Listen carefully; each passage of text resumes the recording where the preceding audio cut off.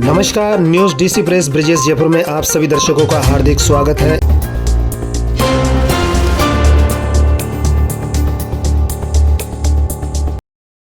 दूसरे का दर्शन किया, भगवान का दर्शन किया, उतनी ही कंसेप्ट है।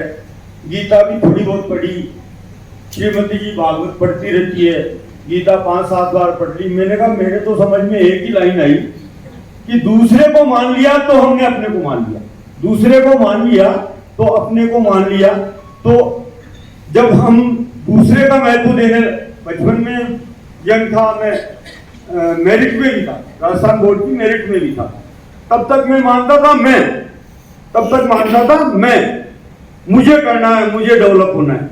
बाद में जब से ये कंसेप्ट आई कि सब मैं नहीं हूं, सब हैं, और जो दूसरा डेवलप होगा तो मैं डेवलप होऊंगा, और दुनिया डेवलप होगी तो मैं डेवलप होऊंगा। बाकी महावीर तक तो नहीं पहुंच पाया कि शायद उन्होंने हर प्राणी जानवर को भी उनमें जीव पाया और उनको माना। नहीं, मेरी बात यह है कि आप प्रश्न क्या करेंगे तो प्रश्न ये आ रहा है कि अगर मैं सबको मान रहा हूं, दूसरे को एक बात समझना है, देखो फिर थोड़ा सा रोक रहे बीच में जो प्रश्न मान रहे हैं ना, बात समझना आप जो बोल रहे हैं, सबको मान रहे हैं ना, सब माने मैं बोल रहा अपने बराबर मैं तो नहीं मान रहे ना, नहीं मान रहे ना जी। मानने और जानने में फर्क है कि नहीं? मैंने मान लिया अमेरिका है, और एक आदमी जी के आया अमेरिका को जाना, दोनों में डिफरेंस है कि नहीं है? तो माना ना आपने, इसलिए आप गहरे नहीं गए आज तक। मानने वाले गहरे जाते ही नहीं। कृष्ण ने उस जमाने में बोला था कि दूध की नदियां बहती थी, दही, घी, छाछ और मक्खन का उपयोग किया जाता था। वो उपयोग के लिए थे कि आप तमस से रजस में जंप लगा लो और रजस से सत्व में जंप लगा लो। सीधे सत्व में नहीं पहुंच सकता आदमी। तो मेरे को भी धीरे धीरे पहले तमस से रजस में तो लेके आओ। छाछ, दूध को हम बाहर ही तोड़ देते हैं। मैंने बताया कि 300 गुना हार्डनेस ज्यादा है दूध में, वो पचता नहीं है बॉडी के अंदर। तो छाछ को हम जब दूध को तोड़ देते हैं बाहर, और काहे से टूटता है दूध? रेनिन नाम का एंजाइम होता है जो बच्चे के मुंह में बनता है, 5 साल के बच्चे के अंदर बनता है। आपने बचपन में सुना दूध के दांत गिर चुके हैं कि नहीं सुना? कौन से दूध के दांत होते हैं? ये 2 आगे ऊपर वाले और 2 नीचे वाले, फ्रंट के आगे वाले, बाकी दांत नहीं गिरते एक भी।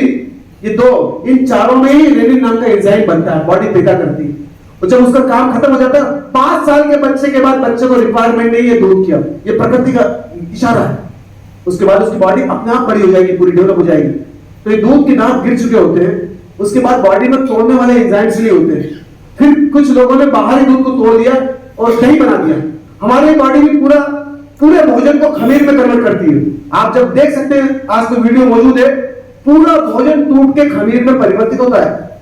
जो भोजन खमीर में परिवर्तित नहीं होगा, बॉडी उसको एज इट इज बाहर निकाल देती, वो उसमें से माल नहीं निकाल पाती। जितना निकल जाता उतना निकाल लेती, बाकी सब बाहर कर देती। इसीलिए आप जितना भोजन करते हैं उसमें से 10-20% भी आपकी बॉडी को भोजन नहीं लगता हो, 80% तो भोजन वेस्टेज ही होता है, क्योंकि आपको तालमेल का नॉलेज देगी। तो जो दूध की हमने छाछ दी अभी, वो भी गलत है।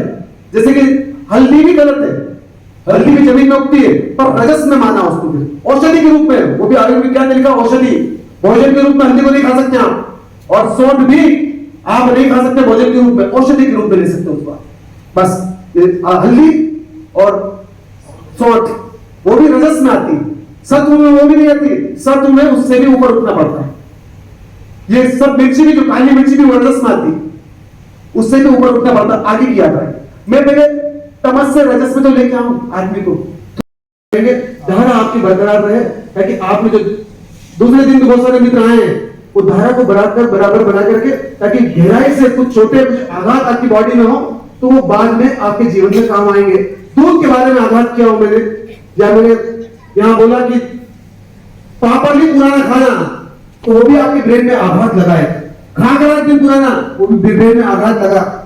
जब खाकरा और पापा नहीं खा सकते तो नमकीन भी नहीं खा सकते आप, कुल्फी भी नहीं खा सकते बासी, आप ताजी फ्रेश अचार भी नहीं ले सकते। ये सब आघात है, छोटे आघात है, पर ये आपके जीवन में काम करेंगे।